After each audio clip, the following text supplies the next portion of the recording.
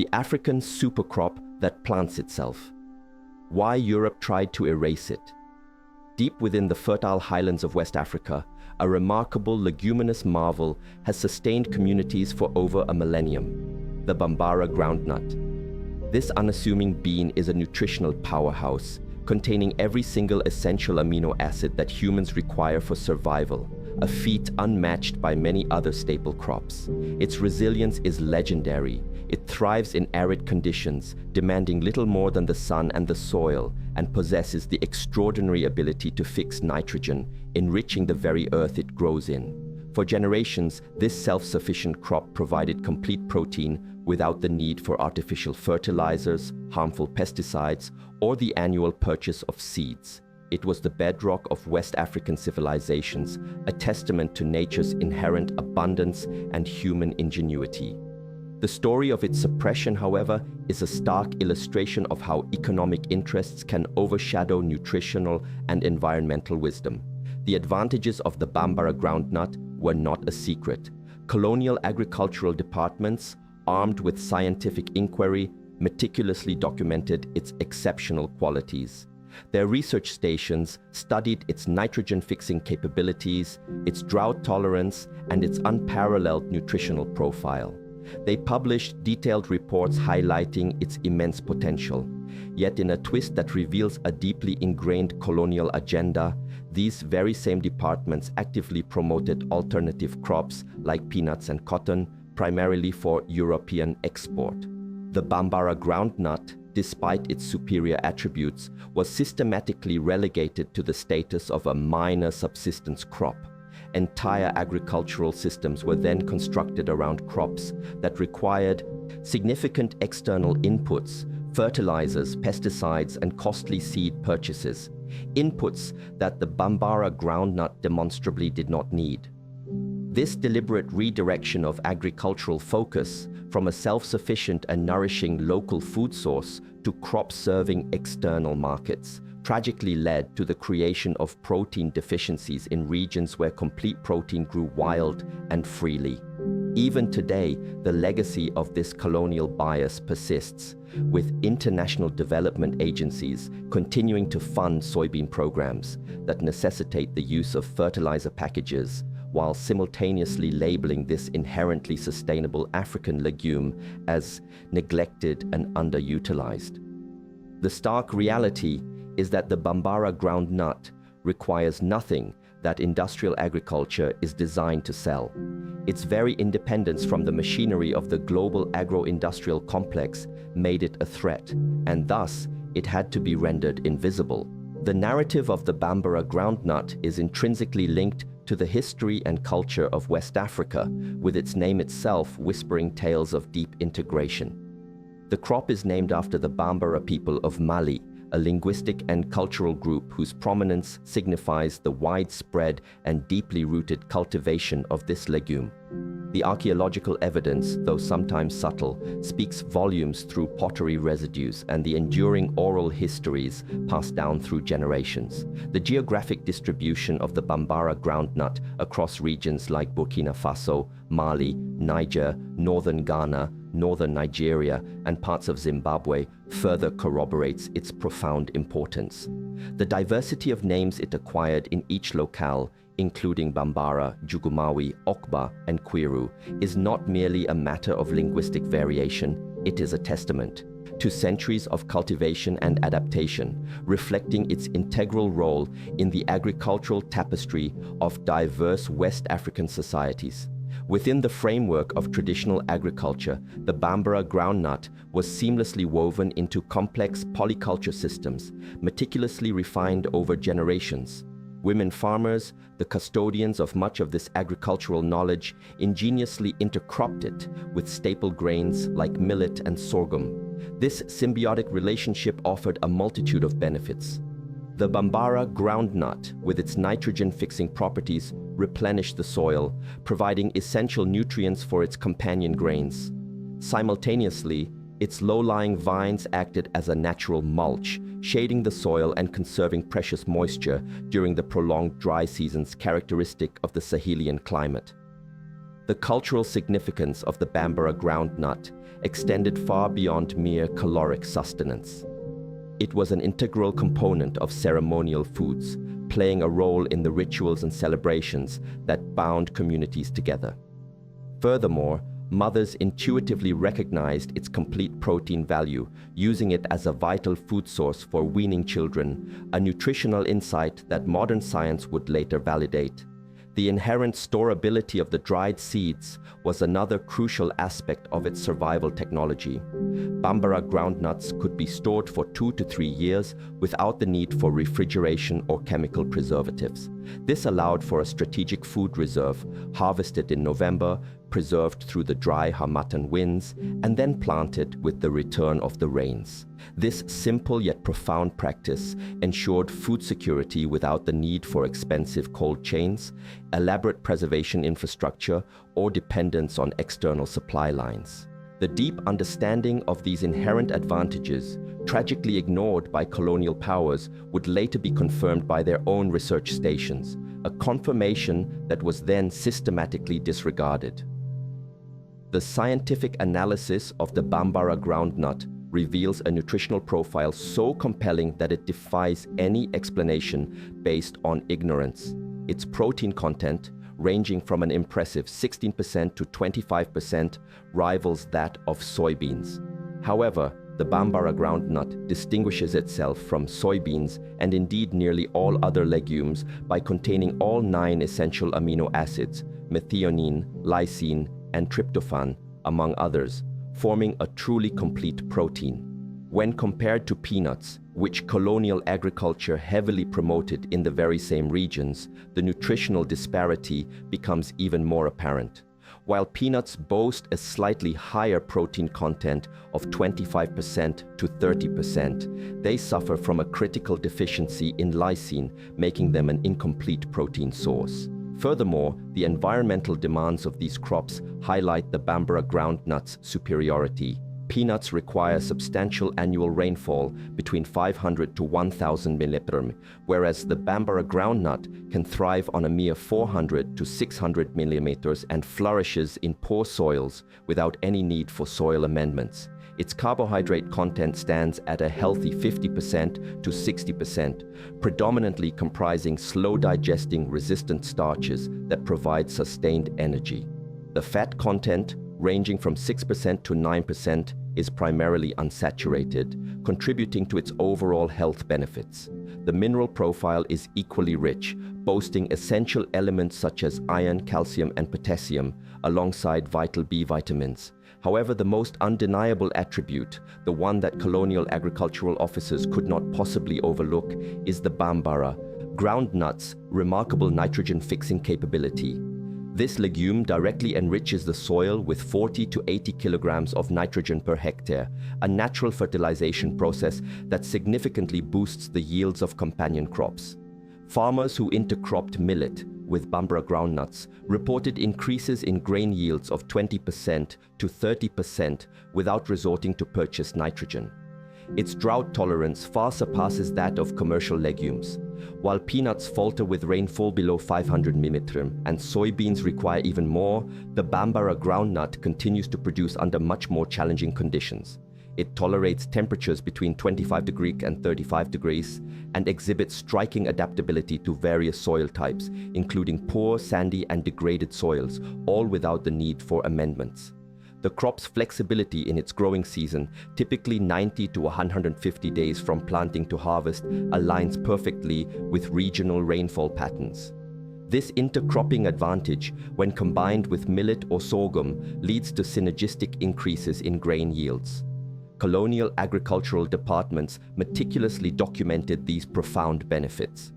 British surveys conducted between the 1920s and 1940s specifically noted the crop's drought tolerance, nitrogen fixation, and the advantages of intercropping.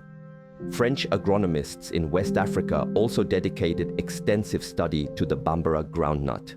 The data collected entered official records, yet the language used to classify the crop of native cultivation, subsistence legume not recommended for commercial development, reveals a deliberate intent to marginalize it. They possessed comprehensive knowledge of its capabilities and advantages, even over the crops they actively promoted. However, they deemed it unsuitable for the export-driven economy they were meticulously constructing. The colonial departments possessed all the data, yet they chose to build export economies around crops that were dependent on costly inputs, a stark contrast to the Bambara groundnut's self-sufficiency. The fundamental reason for this choice lies within colonial policy, which was never truly about enhancing African nutrition. The primary objective of colonial administrations was the extraction of resources to fuel European industries. Both British and French governments imposed strict export crop quotas.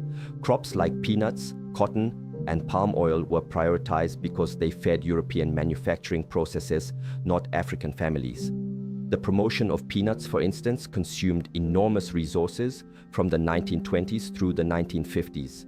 The distribution of free seeds, the funding of technical extension services, and the development of purchasing infrastructure were all geared towards facilitating export. Rail lines leading to ports and processing facilities were specifically built to channel African labor and resources towards European industrial demands. Peanuts provided oil for margarine and soap, while cotton fed the burgeoning textile mills of Europe. The Belgian Congo offered a particularly brutal illustration of this exploitative system, where farmers were coerced into growing cotton while the colony simultaneously imported food, leading to widespread hunger alongside the export of cotton bales. The Bambara groundnut, paradoxically, appeared in the same surveys that championed peanuts. Extension officers dutifully documented its complete protein content, its nitrogen-fixing abilities, and its drought tolerance. However, it was subsequently classified as not suitable for export development due to a lack of commercial uniformity, and its status as a native preference crop. These were economic dismissals, rooted in a fundamental incompatibility with the colonial economic model. The underlying issue for the colonial powers was that the Bambara groundnut was primarily consumed by Africans themselves. It was not a commodity to be sold on the international market. Villages cultivated it for household consumption, generating no export taxes or shipping revenues. The colonial economic structure was predicated on export crops, on Africans producing commodities for foreign markets, not on cultivating complete protein legumes for their own nutritional well-being. Consequently, protein deficiency tragically increased in regions that were converted to peanut monocultures. While women farmers often resisted these impositions where possible, the crop's persistence was a testament to African knowledge systems prioritizing survival and sustenance over imposed compliance. The dawn of independence in the 1960s brought new political leadership, but it did not fundamentally alter the established agricultural priorities. The colonial export economy was dismantled on paper, but the institutions it had created remained intact. The advent of the Green Revolution brought with it the same input-dependent model. Development programs continued to focus on crops requiring purchased packages, such as improved soybean varieties and hybrid maize, all meticulously designed around the consumption of fertilizers, pesticides, and annual seed purchases. The Bambara groundnut, meanwhile, received virtually no significant research attention. The stark disparities in research investment paint a clear picture of this neglect. Institutions like the International Institute of Tropical Agriculture and the International Crops Research Institute for the Semi-Arid Tropics poured tens of millions of dollars into developing improved soybean varieties, while the Bambara groundnut received a mere pittance in comparison. Seed banks did collect Bambara germplasm, but the mere act of collection does not equate to development. These seeds languished in storage, while vast resources flowed to crops that conveniently fit the industrial agricultural models. Over a period of 50 years, soybeans benefited from over 100 improved varieties, while the Bambara groundnut saw fewer than 10. This bias was further embedded within extension services, where agricultural officers were trained to promote commercial crops. Development aid structures, including World Bank and USAID initiatives, actively reinforced this neglect by consistently funding input-dependent crops. The logic is simple yet devastating. One cannot effectively sell fertilizer for nitrogen-fixing crops, nor can one patent ancient, naturally developing land races. The very essence of the Bambara groundnut, its ability to provide sustenance without creating dependency, makes it inherently incompatible with profit-driven models. Women farmers, who remained the primary cultivators, understood this truth implicitly, a truth that development agencies chose to deny. They diligently maintained these invaluable agricultural systems, ensuring the survival of this vital crop. The Bambara groundnut embodies everything that industrial agriculture finds inherently problematic. Every advantage it offers to farmers, its self-sufficiency, its resilience, its nutritional completeness, renders it worthless from a corporate profit perspective. The Bambara groundnut stands as a direct impediment to the prevailing agro-industrial complex for several key reasons. Firstly, its patent impossibility. As an ancient African crop existing in the public domain, seed companies cannot control its propagation in the way they can with patented varieties. Farmers are free to save, replant, and share Bambara seeds indefinitely, eliminating the need for annual purchases. Secondly, it poses a significant threat to the fertilizer market. With its capacity to fix 40 to 80 kilograms of nitrogen per hectare, it naturally fertilizes the soil, directly undermining the billions generated by companies like Yara and Mosaic, which profit from selling synthetic nitrogen. Nitrogen is, in essence, the crux of this economic conflict. Thirdly, it presents a threat to the pesticide market. The Bambara groundnut exhibits natural pest resistance, minimizing the need for chemical applications and thereby reducing sales for pesticide manufacturers. Fourthly, it challenges the equipment market. Bambara is traditionally planted and harvested by hand, negating the need for specialized planters or combine harvesters.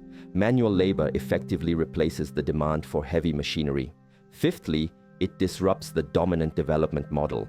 The Green Revolution framework is predicated on the assumption that crops require intricate technical packages and external infrastructure. The Bambara groundnut, however, thrives independently of this infrastructure, exposing the flaws and assumptions of this model. Finally, its complete protein content presents a threat to the import market. Many African countries import millions of tons of protein annually, while the Bambara groundnut produces complete protein domestically, making complete nutrition readily available at a local level. Industrial agriculture, by its very design, profits from crops that necessitate annual inputs, seeds that must be purchased yearly, and fertilizers that are applied seasonally. This dependency model generates perpetual revenue streams. Profits are the driving force behind this system. In stark contrast, the Bambara groundnut cultivates autonomy, self-sufficiency, and an abundance born from zero inputs. Autonomy is the ultimate outcome. Companies like Monsanto, now part of Bayer, invested decades in promoting input-dependent crops across Africa. During all this time, the Bambara groundnut offered complete protein without requiring a single product these corporations sold. They demonstrably chose corporate profits over the food sovereignty of African nations. 50 years of institutional neglect ensued, while protein deficiency continued to be a persistent crisis. Profits were consistently prioritized over the well-being of people. Understanding this systemic bias requires a grasp of how development profits are engineered. Loans are often tied to the purchase of specific inputs, such as fertilizer packages and improved seeds. African governments, compelled by these conditions, borrow money to acquire products from corporations that actively lobby for these very development programs. Loans create an artificial linkage, and this debt, in turn, fosters dependency, which then creates markets. Debt, therefore, fuels this destructive cycle. The Bambara groundnut directly threatens this established structure because it requires no inputs to sell, thereby generating no loans to service, no debt to accumulate, and no perpetual revenue streams. The threat is intrinsically embedded within the crop itself. The unfolding reality of climate change starkly exposes the absurdity of this entrenched system. Rainfall is declining precipitously across the Sahelian region, and input-dependent crops are increasingly failing. Yet, institutions promoting climate adaptation continue to fund crops that demand extensive irrigation and heavy fertilization. Meanwhile, the Bambara groundnut, a crop that thrives in precisely the conditions exacerbated by climate change, remains classified as a minor crop. The clear trajectory of climate trends makes its case irrefutable. Research into the Bambara groundnut began to gain momentum in the 2010s, with universities conducting studies with limited funding. In the 2020s, the Food and Agriculture Organization acknowledged the Bambara groundnut as neglected. But neglected by whom? Not by the resourceful West African women farmers who have never ceased to cultivate it. It has been neglected by institutions that prioritized export crops over food sovereignty, and by development agencies that placed the sale of inputs above the fundamental nutritional needs of populations. This neglect was not accidental. It was institutional, deliberate, and driven by economic motivations. Despite official abandonment in countries like Burkina Faso, Mali, and northern Ghana, cultivation of the Bambara groundnut persists. Women farmers have heroically maintained vital seed networks and preserved its diverse varieties. It is estimated that currently around 330,000 hectares of Bambara groundnut are cultivated across regions where women farmers resolutely refused complete abandonment. Validation of the Bambara groundnut's merits is now emerging from scientific research. Universities in Ghana are actively studying its nutritional profiles, and researchers in Botswana are engaged in breeding improved varieties. Publications spanning from 2015 to 2024 consistently confirm what West African farmers have known for centuries: its complete protein content, its exceptional drought tolerance, and its invaluable nitrogen-fixing capabilities. International interest in this crop is steadily rising. The very crop that colonial agriculture dismissed as a mere subsistence option is now being rediscovered as a potential climate change solution. Commercial products such as Bambara flour and roasted snacks are beginning to appear in African urban markets. However, a crucial observation must be made: the scale of investment and promotion remains notably subdued. There is a distinct lack of significant investment from major seed companies and a conspicuous absence of large-scale government promotion. The institutional bias, deeply ingrained over decades, persists. Knowledge of the Bambara groundnut continues to survive and thrive within the resilient networks that have preserved it. Women farmers across West Africa are still diligently saving seeds, still planting, and still harvesting. Each individual who learns that this complete protein legume, once relegated to the status of subsistence, actually offers superior nutrition, becomes a harder entity for the industrial complex to control. Every farmer who grows Bambara groundnuts without the need for external inputs serves as living proof that the dependency model of industrial agriculture is not only unnecessary but fundamentally flawed. The Bambara groundnut continues to grow. It continues to fix nitrogen, it continues to produce complete protein, and it continues to offer a pathway to food security for anyone willing to remember what institutions spent 50 years attempting to erase. The colonial officers knew its value, the development agencies most certainly know its value, and now so do you.